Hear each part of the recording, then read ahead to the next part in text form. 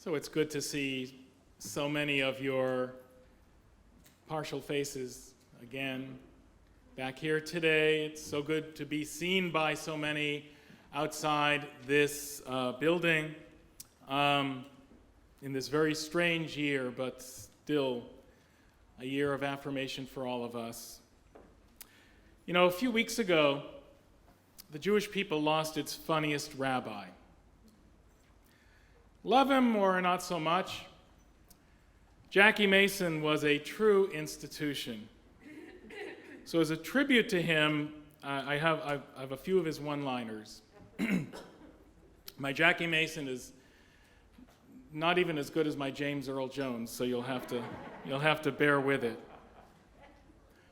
I was so self-conscious. Every time football players went into a huddle, I thought they were talking about me.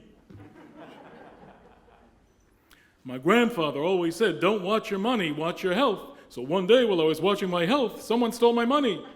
It was my grandfather. It's easy to tell the difference between Jews and Gentiles. After the show, all the Gentiles are saying, have a drink. Want a drink? Let's have a drink. While all the Jews are saying, have you eaten yet? Want a piece of cake? Let's have some cake. I tried. And he loved to poke fun at his own. You know, he's at this performance in Israel, and he sort of turns his fire on American Jews, desperately seeking to assimilate. He says, Jews in the United States move into neighborhoods where there are no Jews allowed. There's nothing but Jews there. But each one thinks he's the only one. Yes, Jews turn up in the most surprising of places. Sometimes we don't even look Jewish, and that isn't even a thing anymore. This summer, 50 Igbo Jews in Nigeria officially converted to Judaism. Who knew? Nigerian Jews.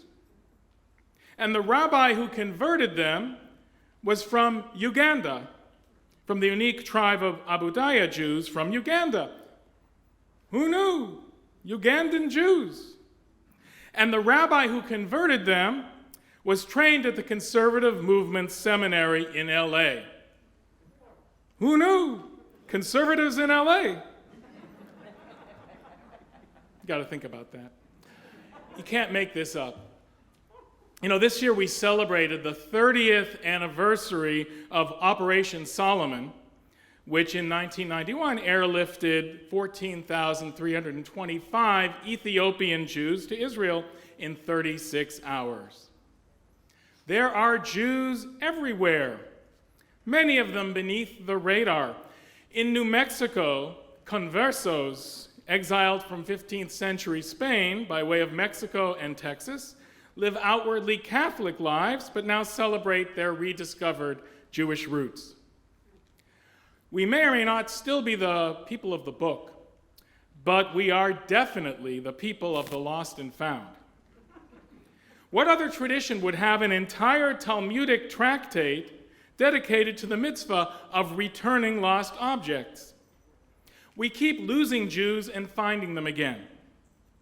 At first, there were 12 tribes of Israel, and after the Assyrian conquest in 721 BCE, 10 of them were exiled. That's 83% of our tribes lost. But sometimes they are found.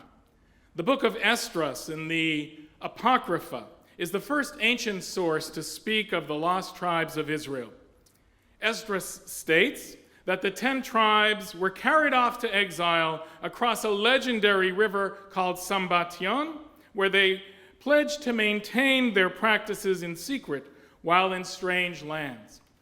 Our Haftarah today made an allusion to the recovery, the restoration, the return of these 10 lost tribes. And beginning in the Middle Ages, explorers set out to find them. Benjamin of Tudela, a 12th century Jewish traveler from Spain, claimed that the Jews of Persia descended from these 10 lost tribes. And Obadiah of Bartanuro claimed to have located a small Jewish community near Aden in Yemen. So here's a partial list of other places where people have claimed to have found the missing tribes. In Asia, Afghanistan, Azerbaijan, Myanmar, Kurdistan, Kashmir, China, Japan. In West Africa, Mali, Ghana, Nigeria. In Southern Africa, Zimbabwe, Lesotho, South Africa, Mozambique. In East Africa, Uganda, Ethiopia, Eritrea. In Europe, the Celts of the British Isles. In Oceania, the Maori of New Zealand. In South America, Ecuador, Colombia, Venezuela. And in North America, various Native American nations, as well as the Mormons, to the 10 lost tribes. Hello. Is this the Lifshitz residence? Okay, anyway, that was the Book of Mormon reference. And here's another one from Broadway, because I know you wait for these.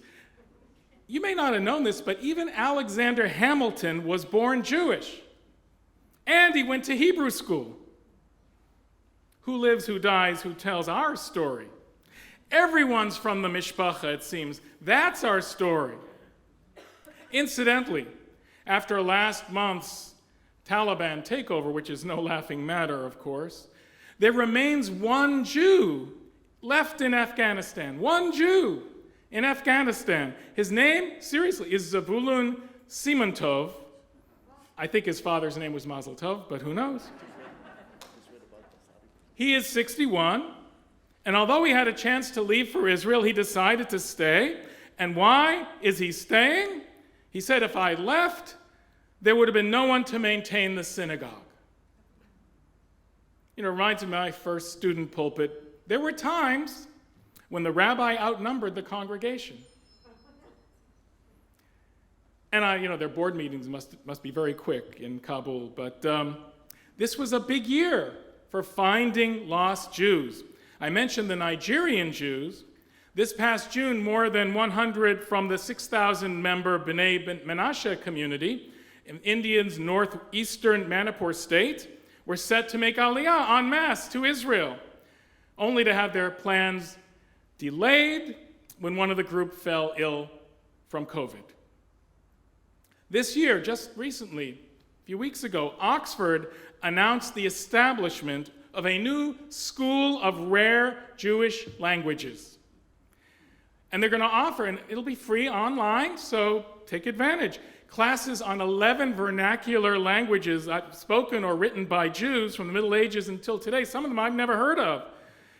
Judeo-Arabic, Judeo-French, Judeo-Greek, Judeo-Italian, Judeo-Neo-Aramaic, Judeo-Persian, Judeo-Tat, Judeo-Turkish, Karaim, Ladino, and of course, Yiddish.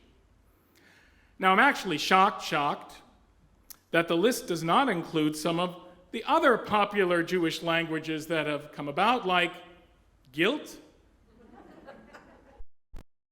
and each question with a question, and of course, my favorite, kvetch. I am fluent at kvetch. Like the guy in the subway who cries out, "Oi, am I hungry? Oi, am I hungry?" Finally, another passenger gives him a cookie, and he goes, "Oi, was I hungry?" But clearly, Jewish diversity is much in vogue. The lost tribes are being found. Now, over the past year, one of the most provocative books that I've read during this period is called The Lost Shtetl. It's a provocative, really interesting first novel by Max Gross. The story of a Jewish village in Poland that was completely passed over by the Nazis. It missed the Holocaust entirely. It also missed the creation of Israel, the Berlin Wall, the invention of the iPhone, missed all of this. How was it lost? How was this possible? Well, in part because people stopped looking for it. In the book, it talks, and close your ears if you don't want spoilers here, but in the Christian community in town, there was a viciously anti-Semitic priest. And he made no secret about the fact that he felt that Jews were a vampire cult, as he called them, with a consuming desire to kidnap Christian children. He said, "The devil walks among you." He said this at services. He's in the soul of every single Jew of Kreskol, which was the name of this fictitious town. And then suddenly, one Sunday, while he was preaching, the priest dropped dead on the spot. And so all of the Christians of Kreskol in this novel began to fear the Jews, who they assumed must have used their demonic talents to engineer the murder. And slowly at first, they began to move away until only the Jews were left. And the Jews preferred it that way. What really caused this shtetl to be lost was the Jews' fear of the outside world, the fear of change, the mistrust of strangers, even Jewish ones. It was so great that it overwhelmed any sense of connection that they had to the Jewish world beyond them. They grew self-sufficient. They no longer required trade for their food. Before long, only the occasional gypsy caravan stopped by. And the roads became overgrown and in some places blocked, and the town was forgotten. Another lost tribe. The lost shtetl is a cautionary tale, because ultimately all tribes can become lost tribes. And in fact, in Jewish history, all tribes have. There is not a single Jewish community that can claim continuous existence since biblical times. Even Jerusalem has been without a single Jew at various points, most especially during the ruthless reign of the Roman Emperor Hadrian, 2nd century, and later, equally, the brutal Crusades. But each time a Jewish community was on the verge of disappearing, the torch has been passed to another community, often in another part of the world, and the Jewish story has unabated. Even as the fire goes out in Spain or Babylonia or Germany, an ember catches flame in Nigeria and New Mexico, and here in Stamford, and even back in Poland. Jewish history is less a story about endurance than about adaptability. We keep finding ways to change. And so Ethiopian Jews knew nothing about the Talmud. They didn't even know that the Second Temple had been destroyed. For 2,000 years, they were separated from the mainstream. But now Ethiopian Jews have returned to teach us so many important things, like how to be Jewish and be colorblind. They thought all Jews looked like them. Never again to use the expression, funny you don't look Jewish. And that tribe has taught us what true yearning for Jerusalem is all about. They were so pure in that faith for thousands of years, and their faith was rewarded. Imagine, they'd never seen an airplane. They were willing to get on one of those with the promise of getting to Jerusalem. So The Lost Shtetl is really a perfect book for this year, time when we've had to withdraw into our homes and shelter in place. The loneliness of isolation has severed so many of the ties that bind us. And our mission now is to identify and retrieve our own lost tribes, including the tribes that have been lost inside us.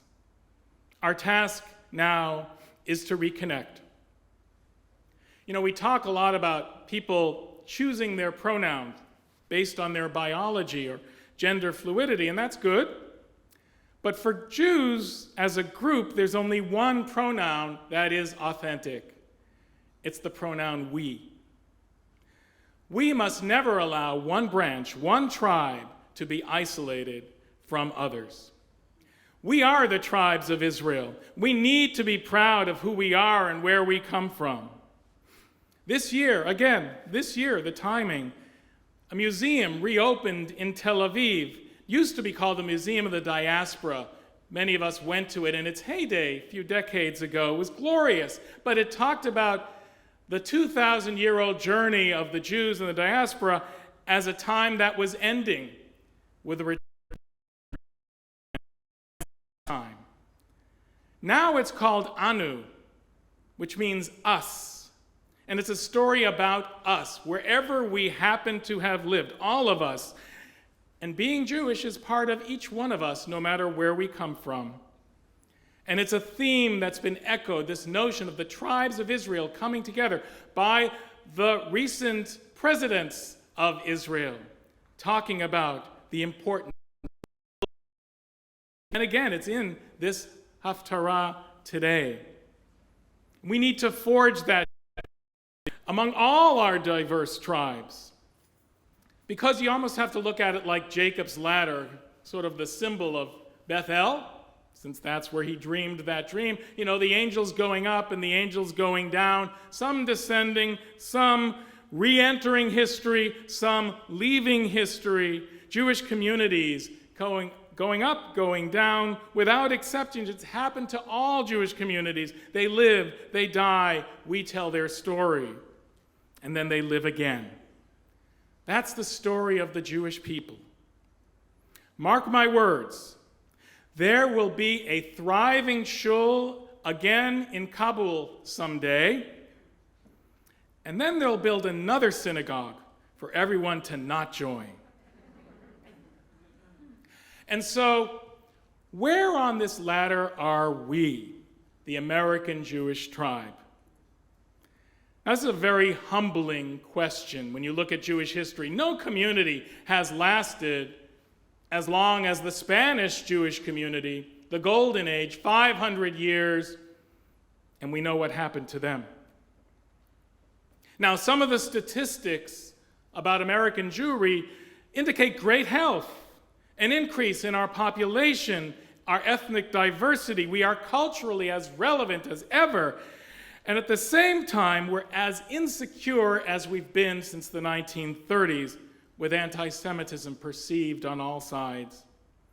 And our connection to the Jewish state is declining, as is our Jewish literacy. You know, forget about those 11 vernacular lost languages. How about the one that's supposed to unite us all? What about Hebrew? Jewish literacy is a real challenge. So where on Jacob's ladder is the American Jewish tribe? Are we a tribe whose flame is reaching its apex, or one that is trending toward becoming lost, secretive, and hidden, in danger of falling off the map, like the Jews of Nigeria, India, Spain, and the fictitious lost shtetl of Kreskol? Which brings me to what is happening today, right now, in fact.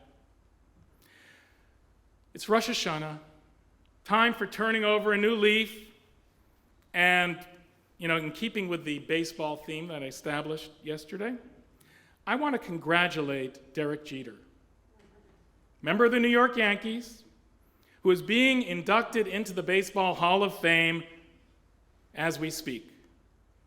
Even a Red Sox fan has to admire Jeter, who's embodied everything that's good about sports. Yeah, I'm on tape saying this. Honesty, integrity, quiet confidence, a whole lot of talent. I mean, when he was at the plate, I would often close my eyes.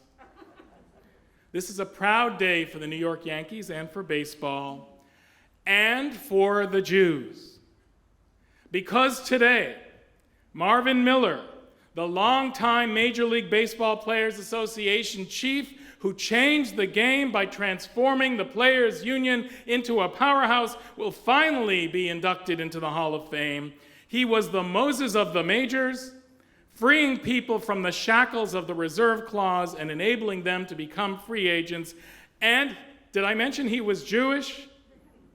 In fact, today, for only the 5th time in the history of the Hall of Fame, a Jew will be inducted. Now, Miller won't be there. For one thing, he has a good excuse. He died in 2012. But actually, even had he survived, he would not have come, and his family will not be there because they were instructed by him never to come if it ever happened, because he was snubbed for years. But you know who else won't be there? Sandy Koufax. Why? Because it's Rosh Hashanah, and he's Sandy Koufax. Back in late June, I wrote about this a little bit, and I was contacted by someone who grew up in this congregation. Many of you know him, Bruce Heller. Anyway, Bruce was really troubled by the fact that the Hall of Fame had scheduled its most sacred event for Rosh Hashanah, and he wondered what we might be able to do about it. Oh, sure, Bruce. Well, we agreed that this was an unforced error. It was unnecessary. It was doubly insulting because it was on Rosh Hashanah, and a Jew was being honored. And I should add, a Jew who fought for justice over greed, defending workers, a very Jewish thing to do. It is very insulting. And by the way, why are there only 5 Jews in the Baseball Hall of Fame anyway? We also agreed about something else, Bruce and I, that no one seems to care. And I mean no one. This decision was announced 3 weeks before Bruce contacted me. Not a word in the Jewish media, blogosphere, chat groups, Yankee fan clubs, New York sports pages, Temple Bethel Bulletin, nothing. Not that I considered this a scandal on the level of other things that were going on at that time. But it was troublesome for me, and it was for Bruce too. And he was especially concerned about the message kids would get from it. You see, for generations, American Jews have been weaned on the stories of Sandy Koufax missing a World Series game in 1965 because it coincided with Yom Kippur. And that gesture, more than the lefties' 4 no-hitters, 3 Cy Young Awards, 2,396 strikeouts, and multiple World Series heroics, including a Game 7 win that same year, cemented his spot in the American Jewish sports pantheon. It was and remains a huge deal. If young Koufax could place fidelity to tradition ahead of pitching in the World Series without fear of backlash, then clearly America was a place where Jews could assert their identity more securely than previously thought. In an interview, Jane Levy, Koufax's biographer, said, "Sandy's decision not to pitch had a tremendous impact on countless Jews, practicing and just cultural, who saw in Koufax the exemplar of Jewishness, refuting negative stereotypes in his actions, and for being, just being who he was. It is called, this gesture, his Sermon on the Mound." Historian Beryl Wine wrote in the New York Jewish Week, "When Sandy Koufax stated that he would not pitch on Yom Kippur, many Jews in America stood a little taller, had a better sense of self-worth and Jewish pride." Jewish pride. And his decision, continues, influenced that generation of Jews to become more publicly assertive and to be less ashamed of their Jewishness. So why the silence about today? Inspired by Bruce wanting to do something, I did some digging, and I wrote a column about this. It was picked up by the Washington Post and discussed widely in the Jewish media, and then it sort of just died on the vine. It's not as if Rosh Hashanah is a weak sibling to Yom Kippur. Koufax missed a game on Rosh Hashanah in the 1959 World Series, and he missed key games during pennant races when they fell on Rosh Hashanah. And it's not like the second day is any less important than the first day, and I can say that because you're sitting here in front of me, and I hope no one else is listening. No, I understand why some people can't take 2 days off, but in Jewish law, halakha, second day is as important. In fact, many years we don't blow shofar on the first day, like last year. Second day, we always blow shofar. Second day, we read about Abraham and the Akedah. Second day is observed in Israel. This is an important holiday. This isn't just, a leftover. And by the way, Yankee fans, aren't there any Jewish Derek Jeter fans out there who are disturbed by the fact that you're sitting here listening to your rabbi right now when you could be hearing him, and that he could be going in on another day? Doesn't anyone care? It used to be, and maybe things were a little different back then, 20 years ago, whatever, that when a coach of a soccer team for one of our Hebrew school students scheduled a practice on Rosh Hashanah, on the second day of Rosh Hashanah, not observant family. There's one case where the kid actually went up to the coach and said, "You better change this or my rabbi will beat you up." Totally true. Not a good idea. Don't do it. Don't do it out there. But why? Why would a student do that? Because she came from the tribe of Sandy Koufax, who taught us to be proud of who we are and where we come from. Once upon a time, Jews could stand up to the outside world that was much more dangerous and proclaim, "I am a Jew," even when it was uncomfortable. That tribe, and I hate to use this analogy, was the prevailing variant of American Jews. Now I'm not so sure it is. When Hank Greenberg, one of the other 5 now Jews who've been inducted, when he chose not to play in Yom Kippur, he had to play in Rosh Hashanah. His rabbi gave him a little dispensation, whatever. He was living in Detroit at a time when Father Coughlin and Henry Ford, 2 of the great anti-Semites of the last century, would have pressured him. And he did not play on Yom Kippur. Edgar Guest, a noted poet, wrote this in appreciation. "Come Yom Kippur, holy fast day worldwide, over to the Jew, and Hank Greenberg to his teaching an old tradition true. Spent the day among his people and didn't come to play. Said Murphy till Mulrooney, we shall lose the game today. We shall miss him in the infield and we shall miss him at the bat. But he's true to his religion, and I honor him for that." American Jews were so proud of Greenberg in the 30s, and so proud of Koufax. This year, 5th one gets in, and we're taking the 5th.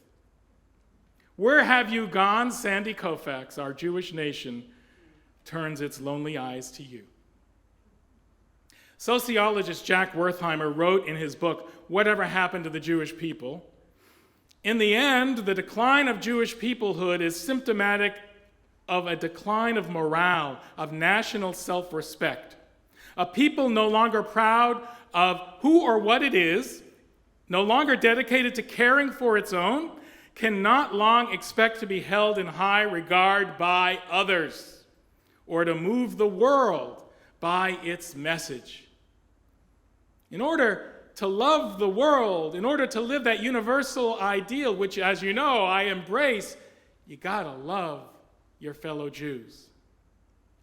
Now, Wertheimer is an eternal pessimist regarding the future of American Jewry. I'm actually bullish on the things that he doesn't really like so much, like. So I don't think assimilation is our greatest challenge, but pride and fear might be. We have nothing to fear, Jewish people, but fear itself. Last May was a horrible time for all of us. Middle East, here, more than half of American Jews said they encountered anti-Semitism following the violence in Israel and Gaza. That was a survey released by the Anti-Defamation League. Its findings suggest a dramatic increase of witnessed anti-Semitic behavior or heard or read an anti-Semitic comment, and I assume many of you here are among them. We are afraid. We have reasons to be. And even if that fear is justified, though, we can't let it define us. Despite all our accomplishments, despite our contributions to American society and the way we've been embraced by this country, we are still deathly afraid of the shadows that should no longer scare us. And this year we confronted it again, that inner shame, that lack of at-homeness, that nagging feeling that we might never be completely at home, here or anywhere, that we might fall from Jacob's ladder And by the way, ambivalence about Israel does not explain or justify this. I'm ambivalent about a lot of things that happen here, but I love America, and I'm a Jew, and I love Israel, even as I question both from time to time. So this summer, early this summer, when a large group of established American Jewish organizations got together, they planned a mass rally in Washington, great idea, because everyone was feeling the tension of anti-Semitism. Let's marshal the forces. No one came. You know, some of you remember back in 1987, my first year here, we went to Washington to save Soviet Jewry. 250,000 American Jews were with us. Almost that same number went with many of us during the Second Intifada, 2002, to Washington to save Israel. I was there with many of you, but this time, 2,000 people total. Now, I admit, this march on Washington with 2,000 people, I wasn't one of them.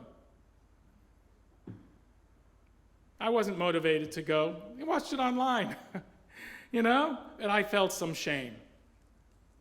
I think there are more organizations sponsoring this event than people that showed up. And I have to wonder why. A midrash on the 10 lost tribes suggests that it's not by measure of geography that they became lost, but because of identity. The midrash projects otherness onto our own exile. It's not because of being cut off from the Jewish world, but from being cut off from our inner selves, from our sense of who we really are. You know, if you go up to Boston, you'll see a lot of billboards that were put up this week, sponsored by a Jewish organization along with the Kraft Group. One of them states, "I promise to love being Jewish 10 times more than anyone hates me for it." Okay, shouldn't be a downer. I still have faith in American Jewry. For in fact, we are not disappearing. The Sandy Koufax tribe is just morphing into something else. And you can see an example of it again with baseball. The Israeli Olympic baseball team, which consisted almost of no Israeli to make Aliyah because of the law of return, and there were mostly American Jews who just dug down deep and found some real Jewish pride and a chance to win a medal. And they confounded the experts and made it to the final grouping in the Olympics. So one of them, catcher Ryan Lavarnway, former Red Sox, said, "Religion was not part of my upbringing. We celebrated holidays for Hallmark purposes, for presents and to have a good time as a family, but I felt like once I dove into the deep end of embracing my Judaism, my wife is Jewish, we had a Jewish wedding, I feel like the purpose and the meaning behind things, it means so much more to me now. Just understanding the why behind the what has become really important." And there were many other stories like that. We could be proud of found Jews like Lavarnway. Think of Israel's second gold medal winner ever, Ukrainian-born gymnast Artem Dolgopyat, who had no idea what Israel was until his family emigrated there when he was 12. He spoke a word of Hebrew, and now he's a national hero. So during the pandemic, I managed to binge watch, back to back, two of the most Jewy shows of recent memory, Shtisel and Transparent. Raise your hand if you've seen Shtisel, part of it. All right, keep your hand up and raise it if you've seen Transparent. No, keep your hands up. All right, so we have so I'll know who to focus on here. All right, well, anyway, I mean, they're totally different. Totally opposite sides of the Jewish tribal spectrum represented, but very Jewish. One group is the Haredim of Jerusalem, the other, the Libs of LA. From black hat to woke is a long stretch, but you don't have to dig down deep to see that these two Jewish tribes have so much in common. So I imagined a conversation between the main protagonists of the shows, Shalom Shtizel, the educator, parent, and grandparent looking for love, and Mara Pfefferman, the educator, parent, and grandparent looking for love. One of them just happens to be trans, and the other one wears a fur hat. In the middle of their conversation, in walks Tevye from Fiddler on the Roof. They all sound like Jackie Mason, by the way, so I can do this. You think you have problems. I have 5 daughters, and one of them married a Cossack. So Shtizel says, a Cossack, you think that's bad? One of my kids married his cousin. Pfefferman says, Cossacks, cousins, that's nothing. They used to call me dad, and now I'm Mappa. So Shtizel says, so my son used to call my Meshuggah brother uncle, and now he's his father-in-law. Tevye, hey. My daughter Huddle turned down the rabbi's son for a socialist. Mara says, my son voted for Bernie, and he dated the rabbi, who's a woman. And they go on like this the whole afternoon. They're going back and forth, and they're munching on pastrami sandwiches from Cantor's Deli on Fairfax, along with some bagels with a par of tofu schmear, which is a Pfefferman favorite. And 3 hours later, Shalom brings in some cheesecake from Brizel in Jerusalem and insists that they all have tea. And then Jackie Mason comes in and says, what, you want some cake? And they schmooze and gradually come to realize that both Shalom and Mara are Tevye's great-grandchildren. Shtizel, by way of Tzeitel and Model, who moved to Odessa and caught a boat to Palestine and ended up in the Geula neighborhood of Jerusalem. And Pfefferman, by way of Huddle and Perchik, who moved from Siberia to Berlin, where the Bohemian gender bending of the Weimar Republic before heading to the States. But they're all ultimately related and from the same tribe. And they are united in the fact that because their ancestors left Europe when they did, they escaped the Holocaust. They are united in survival. They are all part of the remnant, and so are we. So Sandy Koufax, fear not. Our contemporary Jewish tribes are not going anywhere. We are not falling off the ladder. We are just transitioning. At the end of the lost shtetl, Yankel, the hero of the story, who had grown up in Kresko and reconnected it to the world, he tries to return, but his shtetl is nowhere to be found. People are once again lost. The shuls, the bakeries, and anyway, here's how it ends. Close your ears if you intend to read the book. As he gives up his search and begins to walk away, he reaches into his backpack for his tefillin, which he had packed, though he rarely wore them anymore. And now, alone in the wilderness with his fate uncertain, he felt an uncontrollable urge to repeat the ancient words that had been chanted through the generations. Yankel might never have known his father, but his father no doubt spoke these words, and his father had as well, and so on. They were, he realized, his inheritance. The profound truth brought Yankel to his knees. He bowed his head, and his voice rang out, "Hear, O Israel, the Lord our God, the Lord is one." That's how the book ends. The shtetl may be lost, but its words still ring out. The parchments may be burning, said the students of Hanana ben Trajan, as he was burnt at the stake by Hadrian wrapped in a Torah scroll, but the letters are flying free. Lost tribes, found words. We are the people of the lost and found. And these words are what all the tribes of Israel have shared from time immemorial. The words are what links us one to another. Right now, today, the second day of Rosh Hashanah, the words of the Shema are being recited in Uganda and Ecuador, Nigeria and Peru, Minsk and Moscow and Mumbai, at Hebrew Union College and the Belz Yeshiva, at the Kotel's Orthodox section and the Kotel's Egalitarian section, at Stiesel's Shul and Pfefferman's Temple, and at Temple Bethel in Oneonta, New York, just 23 miles from Cooperstown. The words are what unites us. The words are unity itself.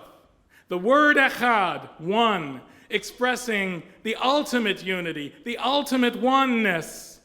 When these words are on our hearts and minds, there are no lost tribes. And that's why it's so important for Jews to pray together on Rosh Hashanah. The lost tribes are right here. The lost tribes are us. And as long as we remember who we are, the lost tribes will never be lost again.